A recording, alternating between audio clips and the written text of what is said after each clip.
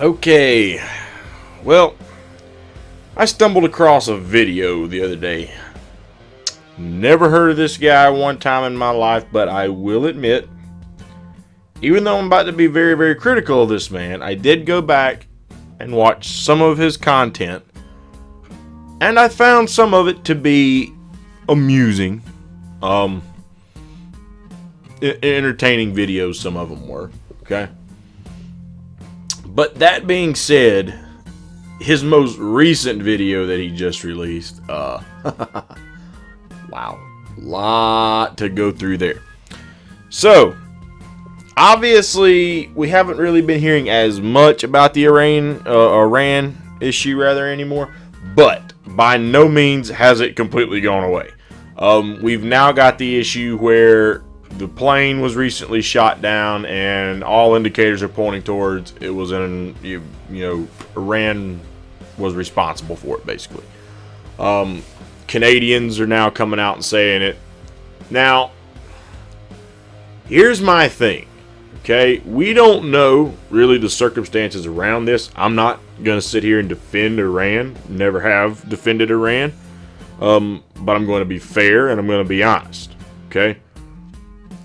If this was an Iranian missile that shot it down, and as of right now, it looks like most things are pointing towards that it was, okay? We don't know yet, was it, manually done? Was this some sort of a defense mechanism that, was meant to detect any plane in the area? There was nothing indicating it was a friendly aircraft. Or was it just set on some sort of auto and just fired at anything that came in the area? We don't know. We don't know any of these things yet, okay?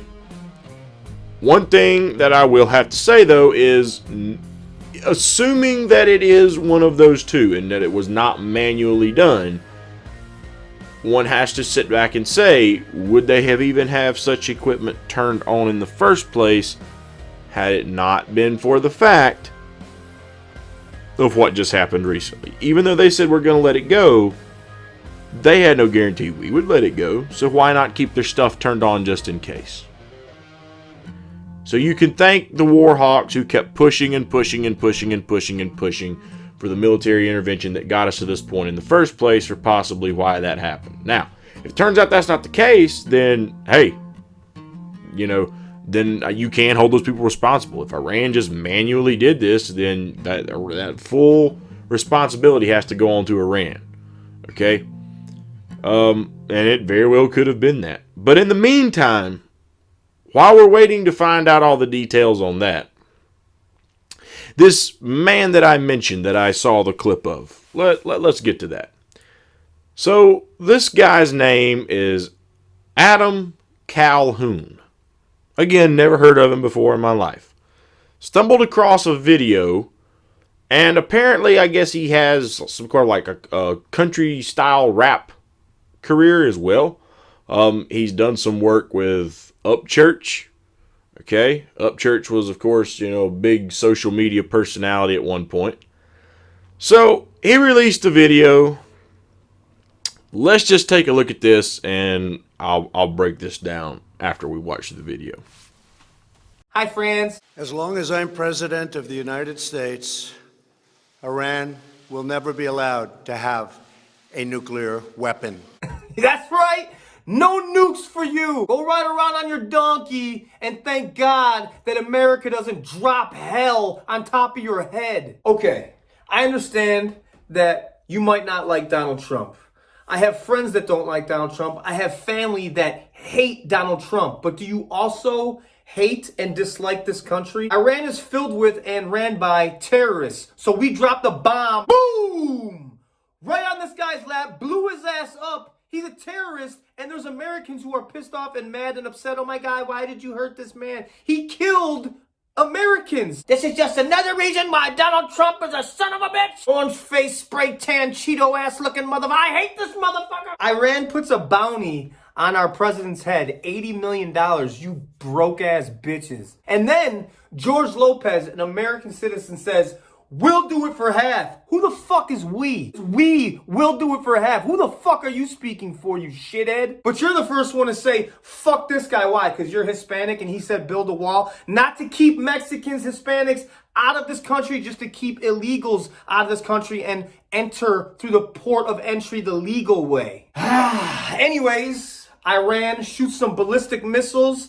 at an Iraq base that Americans occupied. No Americans were hurt, no Iraqis were hurt. You didn't do shit. You know what that tells us? You want the smoke. You want the smoke with America's military, the most fierce military in the fucking world. We will kill all of you, and your children will be raised by someone else. You'll all be dead. Now, I don't think any Americans or any American politicians want to just go around launching fucking missiles, bombs, and kill people. But I'm super happy that we have a president that will, if you fuck with us. Now listen, I'm not some guy, America, yeah. No, I love my country, America. And I'm not ignorant to the rest of the world. I understand that in these other countries, we're looked at as the terrorists. And us being here, we're taught that those are the bad guys. Those are the terrorists. So why don't we do this? Why don't we take all the people that hate it here so bad, and why don't we send them over to these countries like Iran, Iraq, Afghanistan, let's send them to the Middle East and see how bad they actually have it here at Starbucks with your Wi-Fi. Here's the deal. This is America. If you disturb our peace, pursuit of happiness, or freedom, we will drop bombs on your fucking face. It's real simple. Becky can go to Chipotle in her yoga pants and fucking make a tweet saying, fuck the president, I hate this country, I hope it burns in hell, and nothing happens to her. No one comes to arrest her, no one comes to throw her in jail, and no one comes to cut her head off because she has the freedom to do these things. She could sit there on her phone and complain about her Uggs being too tight while she's on the phone with her boyfriend arguing because her boyfriend's cheating on her with her best friend Jenny because she's got a fatter ass than her. There's real problems going on in the world, but you know what? Trump's an asshole because he's starting a war. He's not starting a war, Becky. He's trying to prevent a war. He's trying to protect you. Finally, to the people and leaders of Iran, we want you to have a future, and a great future, one that you deserve, one of prosperity at home and harmony with the nations of the world.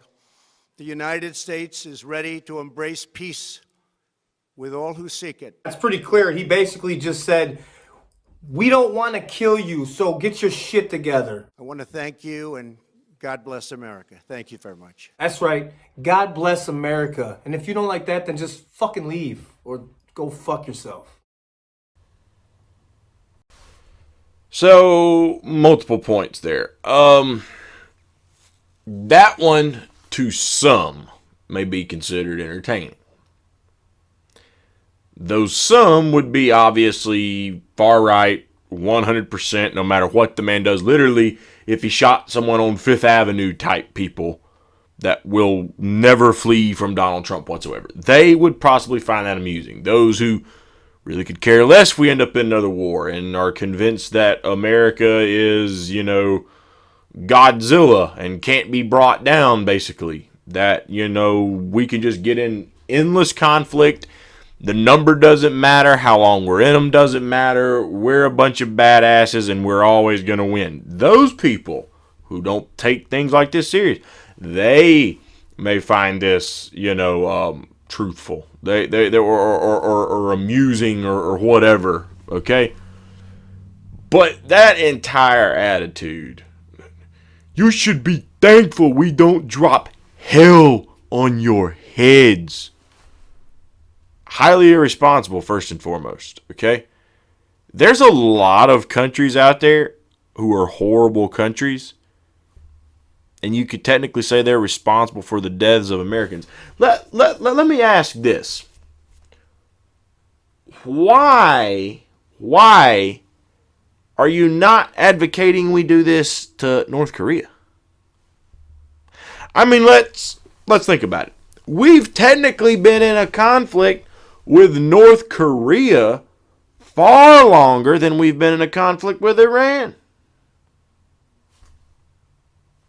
I mean, even though we did go into Iran in 1953 and take out, a Democratic elected leader, or CIA anyway, the Korean War was, even though it hit a ceasefire, we've had that tension there the entire time. The whole Iran thing, when did it flare back up? Late 70s or something like that? 79 maybe? Okay? So, that being said, yeah. Why are you not advocating that for North Korea? Without a doubt, now, even though North Korea has nuclear capabilities and Iran doesn't yet, honestly speaking, North Korea is a much smaller country, certainly doesn't have as much as Iran. Why not go for them? Why are you not pushing for that one?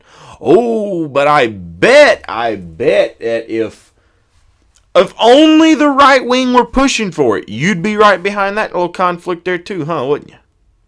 I've got a feeling you would. Any war that a Republican wants, it's people who think along this line that they think, yep, it's time to go. The right wing said so. That's the American party. That's what a real red-blooded American should be voting for. So it's time to go to war again. That, unreal. Furthermore than that, one other thing that I found very troublesome about what he made comparison-wise.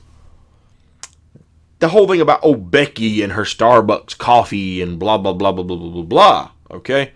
And that, why don't we take all the people who hate it here and send them somewhere else? Now, see, I have a serious problem with that. I agree, if you hate the country, leave the country. But I also have a problem with the people who think that because you criticize something, it means you hate it. Not at all.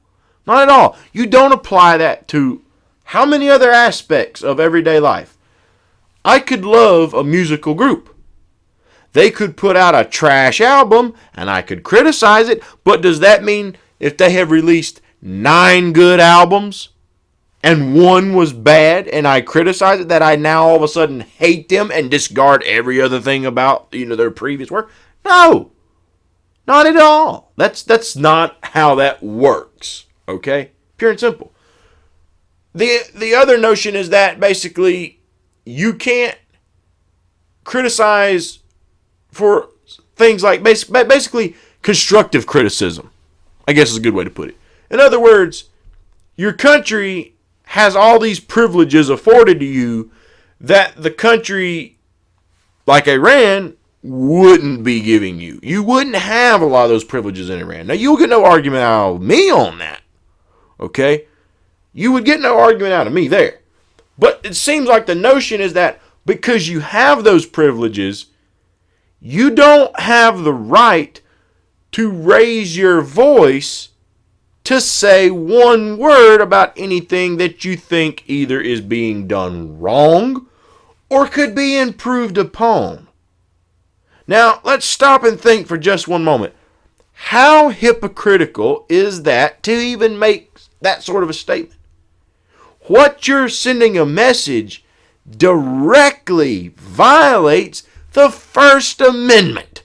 So clearly, you really don't have that much of a respect for the United States Constitution if your stance is that you don't have the right to give any sort of criticism, constructive. For that matter, you don't have a right to just downright complain about the country. No, everyone has that right. That's a United States citizen in this country. You have that right. Okay? But when I come out and say that it was foolish for us to instigate another war, it doesn't mean, sir, that I hate my country. It means I love my country, and I don't want to see a bunch of DOD lobbyists keep paying off politicians to take us into wars that we can't afford while we can't take care of the problems in our own backyard, and we're going to keep causing more problems in other backyards. Oh, but spending money there to clean up the messes we're making along the way and blah, blah, blah, blah, blah, blah, blah, blah, blah. Sir, should I remind you that Iraq was quite a mess when we were done? could I remind you that after what we carried out in Libya, they now have a slave trade. So the point being is, our presence doesn't always even make things better in the country we fight.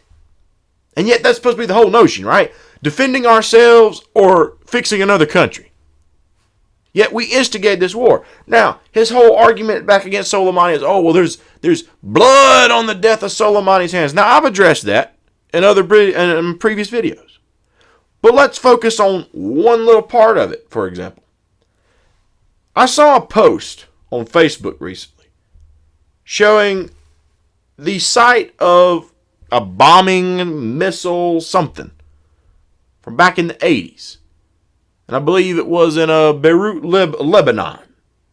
And basically the implication was that the man responsible for carrying out the attack was Soleimani. That's what I gathered from it. Now, I haven't even researched into the post to see if this even actually happened, but it doesn't matter. Play devil's advocate here. If that happened and anyone did die that was an American citizen or, military personnel at that site, that is horrible. That's absolutely horrible. And you may be asking, well, why would it have happened? Well, what I notice is that most people in that comment section then begin to say, yeah, so anybody who's upset this man's dead, blah, blah, blah, blah, blah, yeah, don't you feel like a jackass now? Or something along those lines, okay? But me, I sit there and say, what would have been taking place during the 80s with Iran? Seems to me that Iraq and Iran were in war from about 80 to 88, right? And I think this was 83 that this incident supposedly occurred in. Now, when they first went to war, who did America, the United States, who did we get behind and support during that conflict? Seems to me like we were supporting Iraq. Particularly, we were supporting Saddam Hussein. Now, we got our noses into that affair, supported Saddam Hussein, who now has gone to war with Iran. What tends to happen when you insert yourself into someone else's troubles? If two people are trying to fight and you jump in the middle of it, you might get punched. Now, that's not a defense of what happened, for that attack and all that. There's no defense there. Again, it's horrible that happened. But to sit back and pretend that this is all just unprovoked provocation, well, we were sticking our nose in the middle of it back then. Oh, and we stuck our nose in the middle of their business in 1953, again, when our CIA went in and overthrew a democratically elected leader, folks. Okay? You want to talk about how evil the regime is now? I heard Fox News, it's like ISIS in a country, basically. All these people, how evil it is now. Just remember one thing. Whose big nose got in the middle of it in the first place and started this highway to hell? Our Central Intelligence Agency. Oh, and they did it in multiple other places back in those days too. Now, why? What was the big grand reason that we needed to go in the 1950s and install a dictator in that country? Who they got fed up with years later, revolted against, and threw out in 79, and that twin tensions flared up between us and them again. But why did we go in and do it? Well, it just so happens Iran has some oil. Did you know that? They have some oil. And it just so happens that back in the 1950s, that democratically elected leader was going to nationalize that oil. Now, what did that mean? That meant all the big oil men couldn't get their hands into their backyard and get a hold of that oil because it was going to be the property of the Iranian government at the time. You'll find if you go back and look at our history when we started taking out leaders and installing dictators and blah, blah, blah, what they were actually doing was they were going into countries that American business wanted some sort of a hand in and may not be able to get a hand in because of that government. Even though the people of that country put that government in power, our CIA would go in, topple them, and install a dictator who would be favorable towards American businesses. That seemed to be the pattern there. And we were doing it in an awful lot of places. So again, the solution here is not to just go around and provoke war. Obviously, if we're attacked, we should defend. But I'm still waiting on the clear proof of that whole attack that was coming. Because, they won't release it. They'll just keep telling us about it, but they won't release it. And now tell us we're supposed to trust the intelligence agencies that have lied to us on many occasions. And so, last couple of points here. One other thing he brought out. That Iran wants the smoke. They want the smoke. Let's talk about that for a moment. So, what's his reasoning for making that statement exactly? Oh, because Iran launched some missiles at the base and no one got killed. No Iraqis, no Americans. So you didn't do shit. They didn't do shit because they let the Iraqis know, one, the attack was coming. That's come out. Yeah, how informed were you about these events? Maybe that's why you don't go spouting off about topics before you gather the facts. Might bite you in the ass, man. Just might bite you in the ass.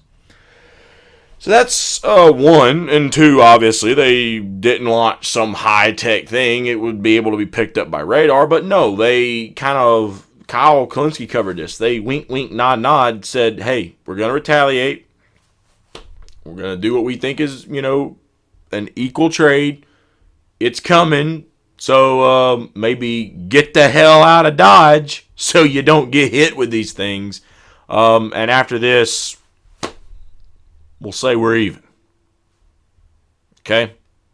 So that's why it happened. Certainly wasn't, because they didn't have capabilities to possibly fire at us completely unannounced and possibly do real damage and possibly kill Americans. Okay? So, really? They want the smoke? I think if they wanted the smoke, they could have got the smoke. And the Warhawks were damn sure hoping that they got the smoke. So that analogy is just a bunch of BS. But lastly, one thing I want to say to end this. To your entire argument, I want to remind you of what a founding father said. Founding father in particular, Thomas Jefferson.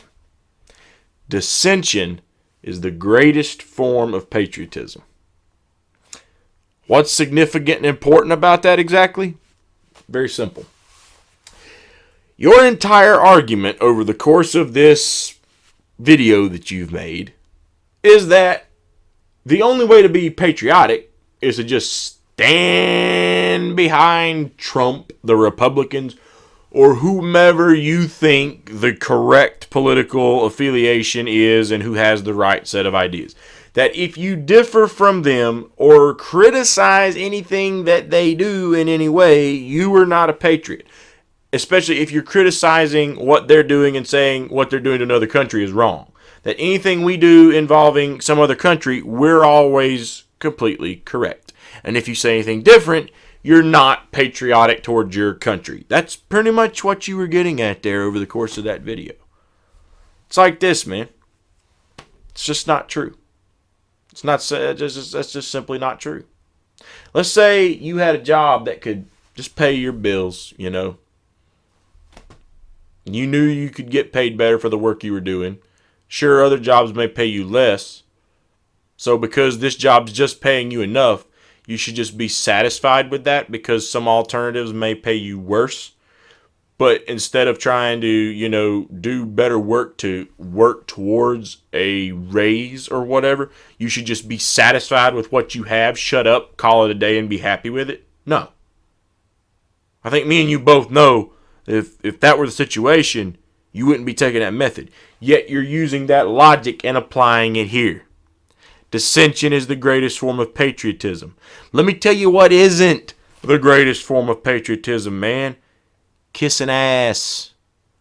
Kissing somebody or some people from Washington, D.C.'s ass is not patriotism.